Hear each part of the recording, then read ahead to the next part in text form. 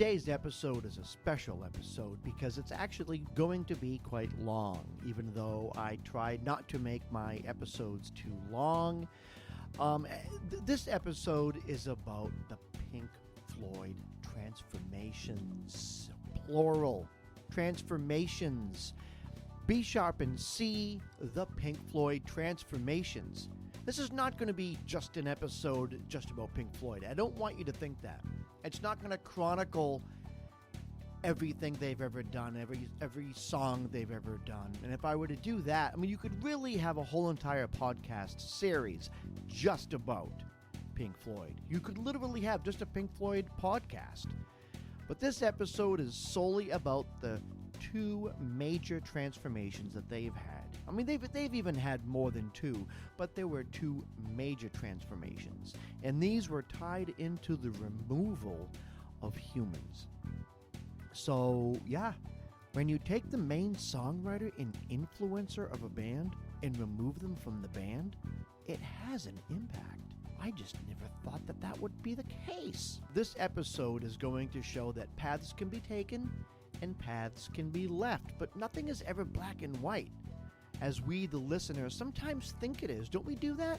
We listen to a song, we have a band, we have a favorite band we like, and we tend to think that everything's black and white, or we tend to just believe the first thing that a critic says about the band. And hey, I've been guilty of that. No, with Pink Floyd, there was a moment when Syd Barrett was healthy and with this band, there was a moment that they kind of shared the same accolades as the Beatles or Rolling Stones. They really did. They had that style. Then things changed, and they had a whole slew of issues, and then ended up being one of the best concept album bands of all time. Heck, there's reason to argue that they were just the best concept album band ever. Then bam, another change came, and then Pink Floyd was enjoying sonic comparisons to the likes of Dire Straits and 80s Eric Clapton. There was a lot of guitar in their songs, and the music writing became a lot more traditional. But let's jump back in time to when they shared the Abbey Road studio with the Beatles, as they recorded an album that, well, sounded like the Beatles. But the Beatles hopped up on acid, cocaine, mescaline, and gas station hot dogs. How did we get here? Syd Barrett. The one and only, and extremely underrated but very innovative Syd Barrett started this band and took the reins as the lead guy right from the beginning, and boom, we go to their first single ever. Arnold Lane, released in 1967. It's like you took the Animals, the Zombies, the Beatles, and threw them all in a blender, and then added a bunch of reverb. It's really good stuff. Really different. They were very much like the bands of the mid-60s, but they were different. They were like them, but they were still different in a big way by their approach to music. Yes, Syd Barrett was the guy. He was the guy. He took already a style of music that was already good and just made it really different. He knew what he had to do to make the music creative, and he was very successful at it. Now we have the song See Emily Play, and you can really see how they just became very different with their approach. Weird stops, driving drums, weird vocals, kind of everything. It was just a different way, not just to write music, but to record it. It was 60s, but it was awesome. Go to YouTube and watch the music video for the song See Emily Play. I think it's from 1968. Just do it. Just do it. You have to go to YouTube and watch that video. I can't even explain it. They're playing cricket with Roger Waters' bass guitar. But no, and they are. I'm not making that up. They actually do. You have to watch the video. But that song ended up being something special. And they included See Emily Play in their debut album, Piper at the Gates of Dawn, which they recorded simultaneously with the Beatles in another studio while they were recording Sgt. Pepper's Lonely Hearts Club Band, which I never knew was the name of that album. I always thought the album was just called Sgt. Pepper. It's kind of a weird name for an album. It's a stinking sentence. Sergeant Pepper's Lonely Hearts Club Band. I don't even know what the heck were they. You know what? It was the 60s. They were probably high. Weird name for an album, but it was successful. But anyways, let's talk about Pink Floyd. So the Pink Floyd band was invited into the Beatles Studio 2 at Abbey Road to watch them record a song. Here's some Pink Floyd trivia for you. What was the song that they were invited to watch? The album is great. Piper at the Gates of Dawn. Go listen to it. Pretty much the whole album is it's like every rock band in the 60s melded together, but with something different. You know, what was different? They had Syd Barrett. He knew how to be different, and he did it creatively. And the whole album, Piper at the Gates of Dawn, sounds like the Beatles had a child with the Rolling Stones and then gave the child LSD. That is what this album sounds like. It's actually really interesting to listen to, and the songs are good. It's not a style that I immediately identify with today, but it's a good album. But this is the last time Syd Barrett would take the lead in creating an album. In the album Saucerful of Secrets, and trust me, there were secrets, David Gilmour was brought in to essentially replace Barrett. Okay, so now you have think about this. And here's what's weird. So Syd Barrett wasn't fully aware of much at this time. Actually, right after the producing of the song "See Emily Play," some say that was the beginning of the downfall for him. His mental health was very poor, and the band saw it. Okay? Many attribute his mental health to just an abuse of LSD. In fact, the band had to take a break due to his behavior, and they had to call and apologize certain people because he would just sit there and play one chord. Can you imagine if Joe Bonamassa went to do a concert and he strummed the C minor chord for 2 hours straight? I don't think he would walk out of the stadium alive.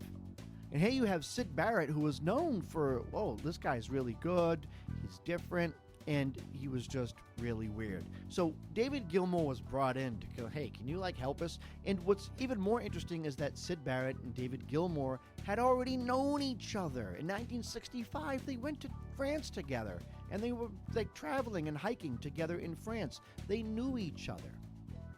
So Syd Barrett started the band with Richard Wright, Nick Mason, and Roger Waters.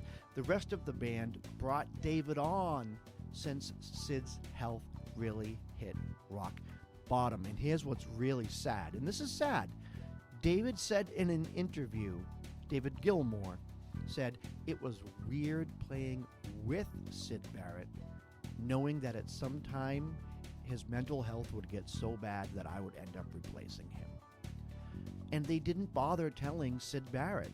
How do you even do that? They tried to avoid confrontation. So they brought on David Gilmour with the hopes of things would happen smoothly. And can that ever be smooth? Can that ever be smooth?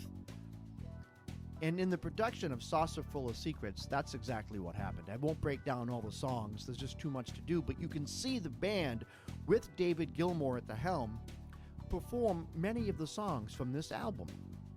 You can see them online, and you can hear also that the band is keeping to that rock psychedelic feel that Syd Barrett started. And if I may just say, from a personal level, I do not feel the band did that great of a job trying to sound like Syd Barrett once Syd Barrett was actually out of the band. I just really don't. Now, they also go on to do a couple of film scores. One is for a film named More, and they also did a film score for something called Tonight, Let's All Make Love in London. And you can still hear this extremely experimental style. At times, I really think they just experimented. It's almost like some of it wasn't even music, especially for the Let's Make Love in London album or music. I don't even know if it was ever released as a studio album. I don't think it was, but it's horrible.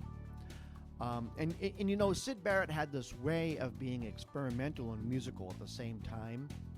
I don't think Pink Floyd was successful at doing that right after Syd Barrett left. Right after Syd Barrett was essentially ousted from the band, they were kind of they were like fumbling. They were trying to figure out their identity. They needed someone else to grab the reins. Their music wasn't bad, but like the album More, it had no identity at all. And while Saucerful of Secrets had kind of that Syd Barrett-like echo in it, that Syd Barrett style, in my opinion, it just really was wanting, The film score that they did, the two film scores that they did, they were almost too psychedelic. They went down that experimental highway and left musicality behind. And I don't ever think that's a good thing. So here's this band. They're trying to figure out, what the heck do we do? They thought with Syd Barrett at the helm that they were going to get shot into another stratosphere. Like, wow, we're awesome. And then their lead guy, his health deteriorates so much that they have to get rid of him. So now Richard Wright comes out, and he says for the album Ummagumma, he says, you know what? I want to make an album focusing on music. I want real music. So now we see something happening, and you can hear in this album, Ummagumma, which is supposed to be a slang word for sex. I mean, how many slang words for sex can there be? But anyways, now they kind of sound like The Doors in this album, which would make sense when your keyboard player is the one who says, let's knock off the crap and get busy. And that's what you get. Listen to the song Careful with That Axe, Eugene. I feel like I'm listening to Raymond Zarek on the keyboard. Now here comes Roger Waters with the song Set the Control for the Heart of the Sun. Interesting, dark, which I love, very creative, very good period. Then comes the song Saucerful of Secrets, and it's like, hey Richard, I thought you wanted to focus on real music.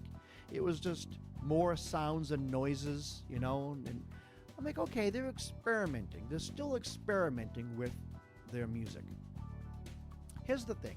We have 4 albums and a few singles and a few scores, right? David Gilmour has been there for everything except that first album. He was on all of the albums except the first one.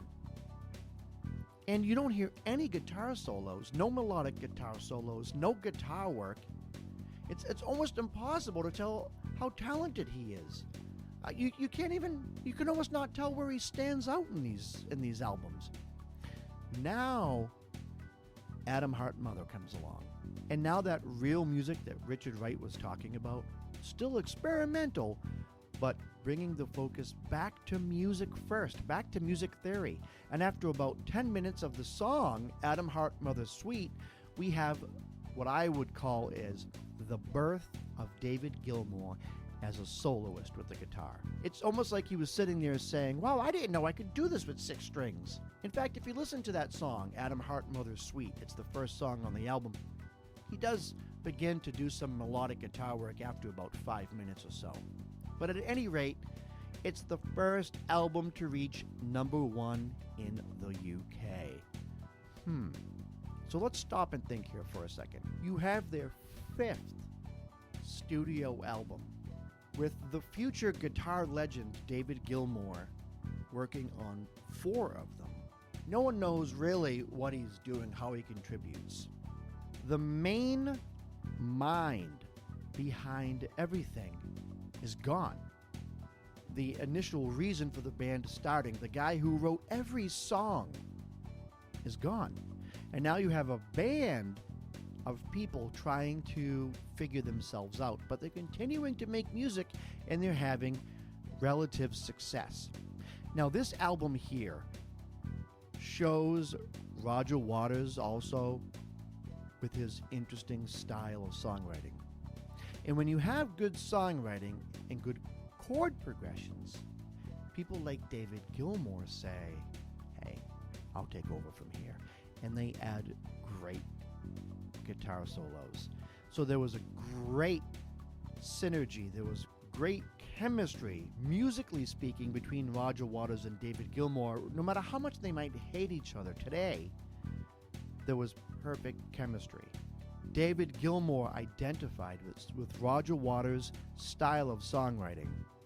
That melodic mind of David Gilmour fit perfectly into the song structure of Roger Waters. Now here for this album, each member of the band, Roger Waters, Richard Wright, Dave Gilmour, they each have songs that each of them wrote alone and get credit for.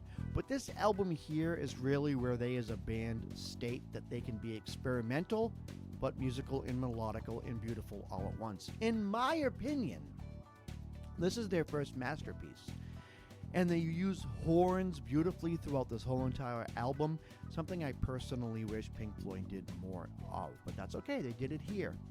I love how Rolling Stone magazine gave them a horrible review for this album too, but that could be a good thing. Yeah, falling directly into the mainstream is sometimes a curse.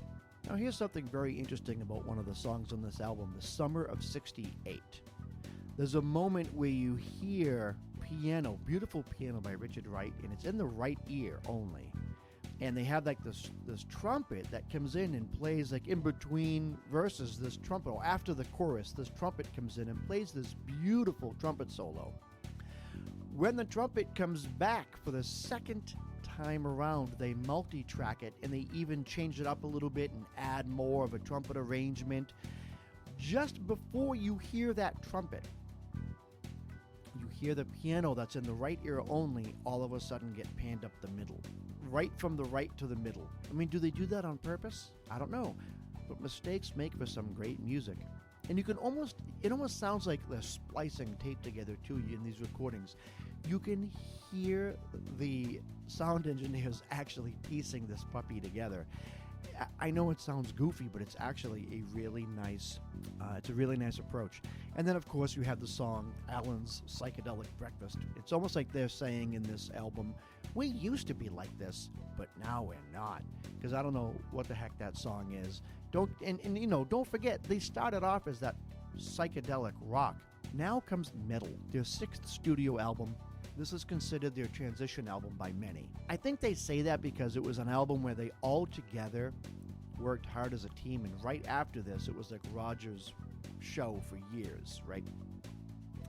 And they say it's their transitional album. They came out with an identity after Syd Barrett had left the band. I actually would say that Adam Hart and Mother is the transitional album. And this one here is like David Gilmour's coming out party. I think metal is David Gilmour's coming out party. I just feel as though Adam Hart and Mother was music that Syd Barrett never would have written. That's why I consider Adam Hart Mother to be like the transitional album. But this one here, Metal, is absolutely David Gilmour saying, here I go.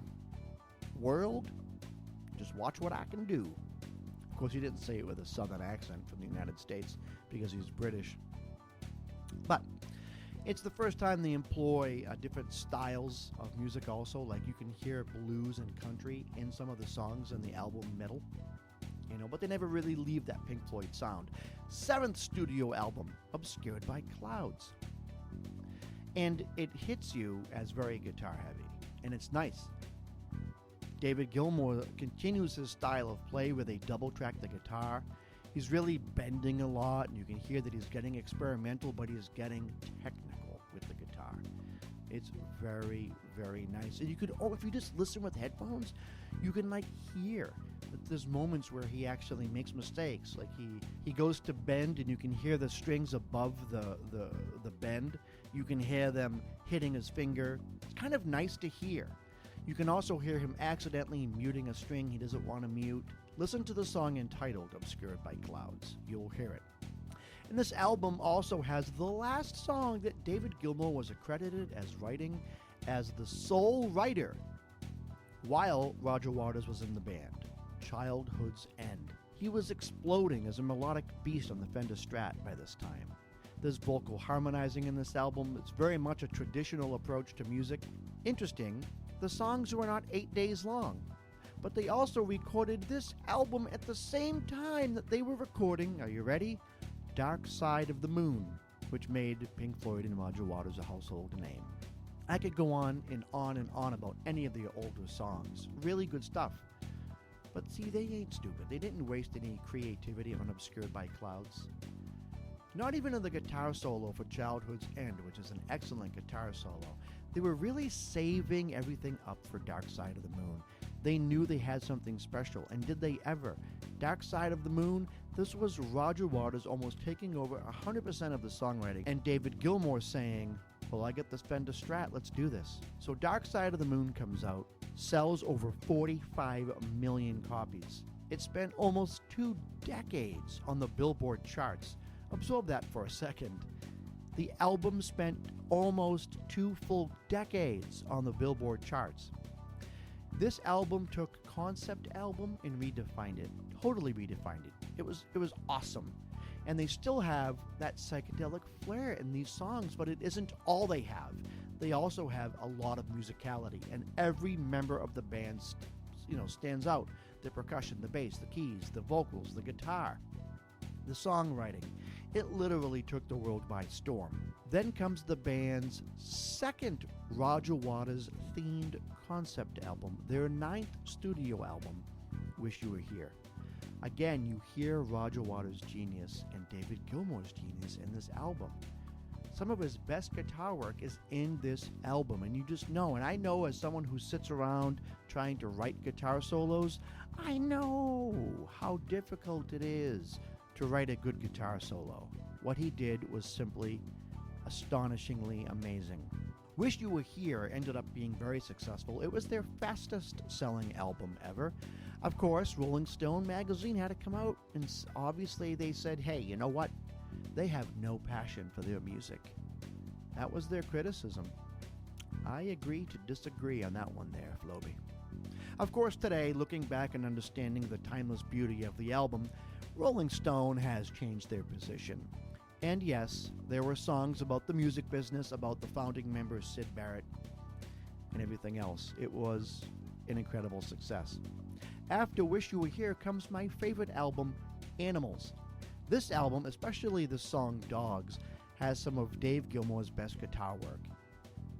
Then they do The Wall. And do I even need to say anything? This is like Roger Waters at his best.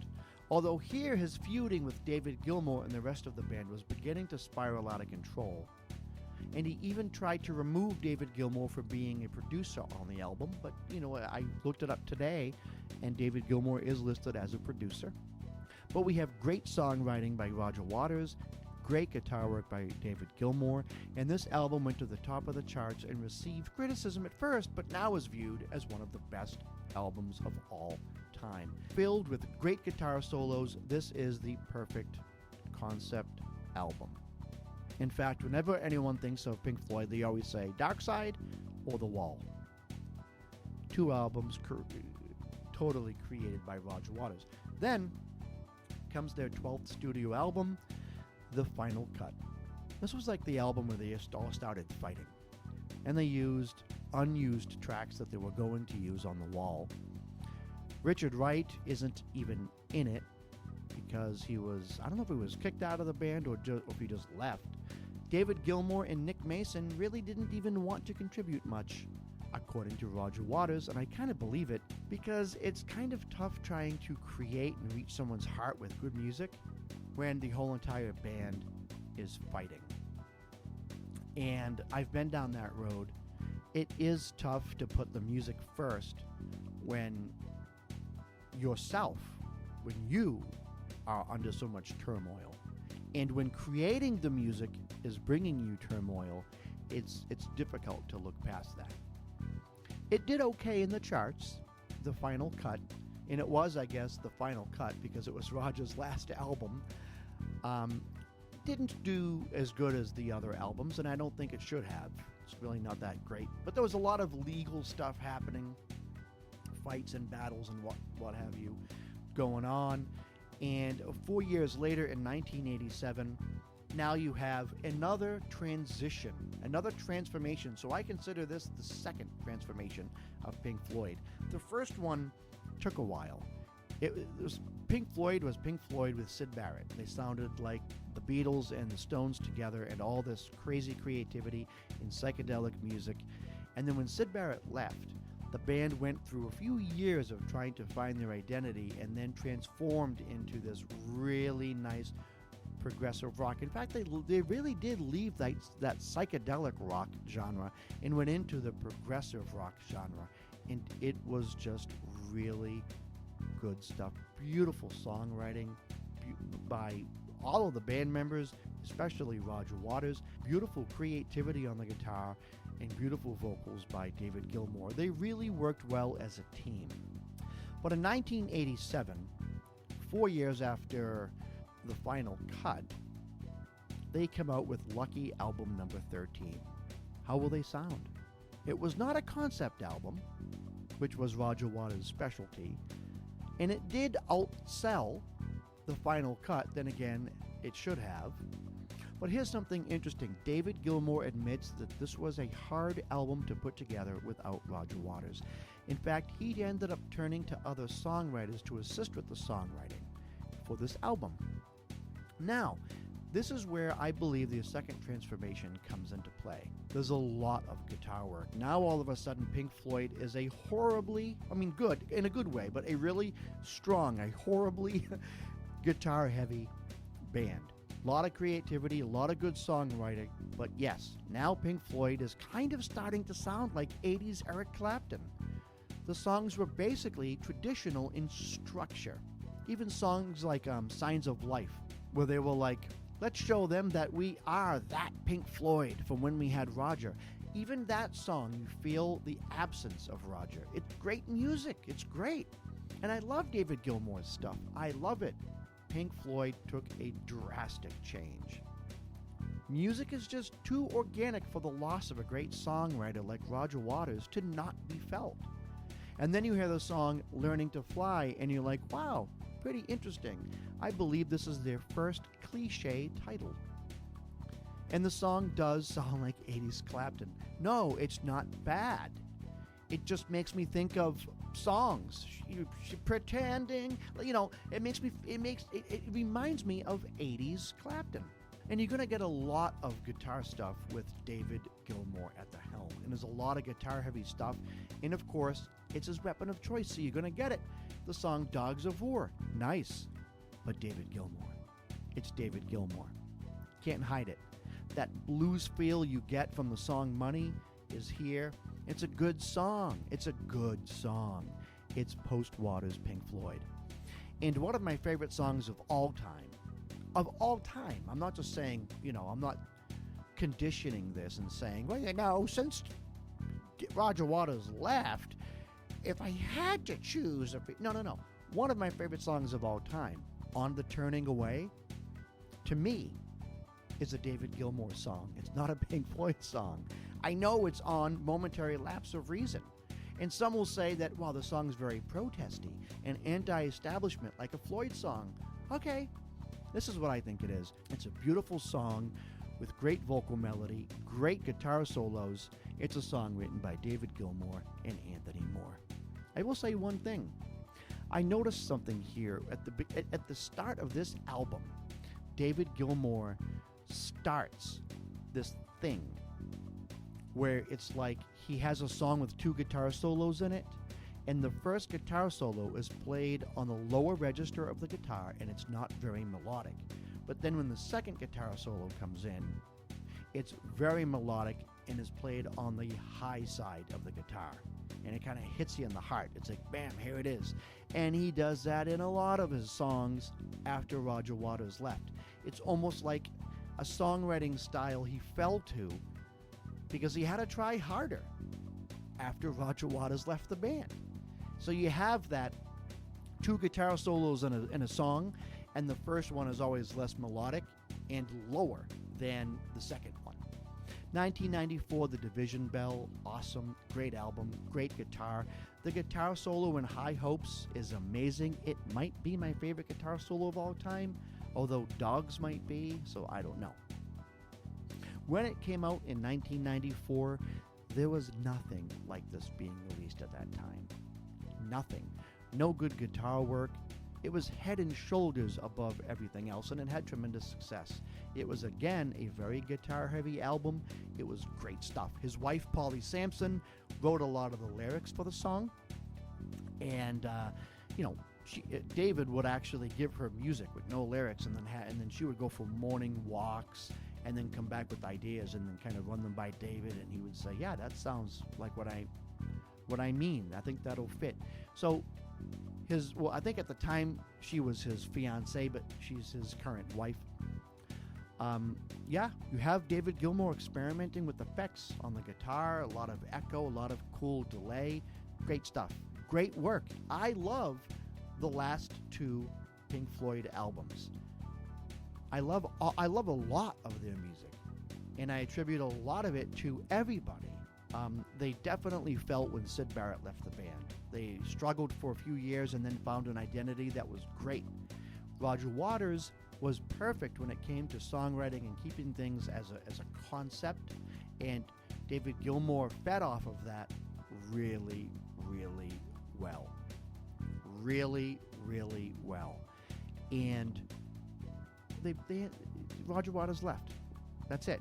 He left in what, 85? And then there was legal battles and stuff because, David Gilmour and Nick Mason went on to use the band name. That's all personal stuff between them. I really don't know all of the personal stuff that happened between them, and I'm sure both Roger Waters and David Gilmour are going to take a lot of stuff to their grave, because what's it worth? What benefit is it in exposing a lot of that dirty stuff that no one really is even going to really understand, because it's personal between them, Now, I'm not going to mention too much about their last album. I've heard very little of it. It's hard for me to listen to. I don't have a good opinion about it. And it received very average reviews, and it should. I'm not sure why it was released, actually. In my opinion, it goes against everything fans have come to like as Pink Floyd since 1967. I almost find it to be an ugly punctuation mark at the end of a very beautiful poetic stanza, if that makes any sense. Now, David Gilmour can do whatever the heck he wants. He could have named every song on that album Turd. Turd Part 1, Turd Part 2, Turd Part 3. And of course it would have received interesting. I would have loved to see what Rolling Stone would say about that. How do you even try to give it a normal... How do you give it a review with a straight face? Well, the song Turd Part 2, it had some great, themes in it. Anyways, but yeah. So that is the Pink Floyd Transformations. We need to B sharp and C the Pink Floyd Transformations. I've played people the song Julia Dream by Pink Floyd, which was actually a B-side. It was a B-side of a song that I think was written by Roger Waters way back when. And everyone in the band hated both songs, both the A-side and the B-side. They both hated both songs. You know what? Julia Dream is a B-side. Okay, I just remembered. Julia Dream is a B-side to a song that was written by Richard Wright. So Richard Wright wrote a song. I forget the name of it. That was the A-side of the song. That was, wow, look at this song by Richard Wright. It flopped, and then people turned to the B-side, and Julia Dream, if I'm not mistaken, was written by Roger Waters. I actually love that song. The band hates both songs. But, seriously, if you're a Pink Floyd fan now, go and listen to their older stuff. Listen to Piper at the Gates of Dawn. Listen to Saucer Full of Secrets, the album where David Gilmour and Syd Barrett were working together. And then Syd Barrett ended up leaving the band after that. Listen to those albums and just remember as you listen to that album that it's the same band that created Dark Side of the Moon. Listen to their albums after Saucer Full of Secrets, like More, Ummagumma, Atom Heart Mother, and you'll see the transition. You'll see the transformations I'm talking about. There were two big ones. They were the Beatles on LSD in the mid to late 60s, and then they fumbled and fumbled and fumbled and fumbled and fumbled, and then they turned into, in the early 70s, this awesome band that everyone wanted to listen to. The success of Dark Side of the Moon was like nothing that the music world had ever seen up until that point. And then Wish You Were Here right after it, Animals in the Wall.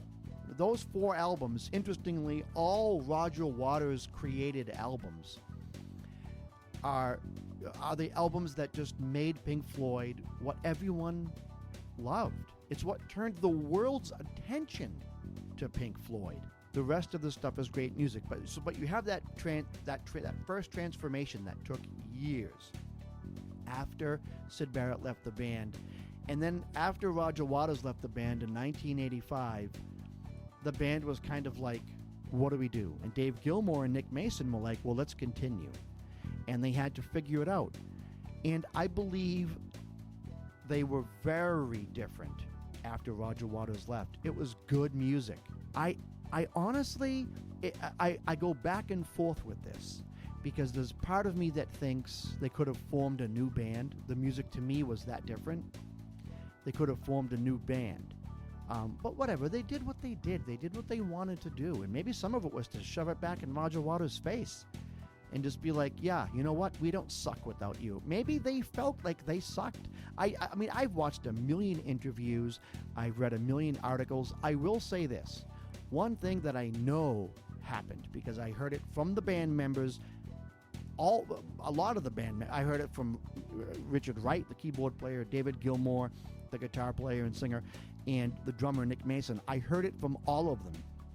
Roger Waters began to understand very well that his talent with songwriting is why they got shot into superstardom, and he wasn't wrong. But when you make the other band members begin to feel like they don't matter, and you begin to disrespect certain band members, it creates a very difficult atmosphere to work in. David Gilmour, I mean, like, a good example would be, like, you know, take like the 2 most popular albums. Okay, Dark Side of the Moon and The Wall. Chock full of awesome guitar work. Did Roger Waters hear everyone talking about those awesome guitar solos and begin to think, well, hey, I wrote, these were my creations, I wrote these. And did he feel as though he had more to prove? I don't know. I honestly don't know. All I know is that we have many albums from Pink Floyd that are all very good, except the last one. Don't listen to it. It's a waste of time. Sorry.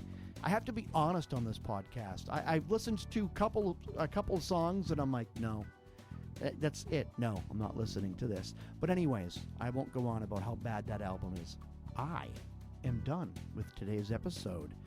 Hate me all you want at keepitgroovybaby@gmail.com. Follow us on Instagram or Facebook under B Sharp and C. Never jump into briar patches naked, and avoid swimming 30 days before eating. Until next time, this is your host, Artie Astor, saying,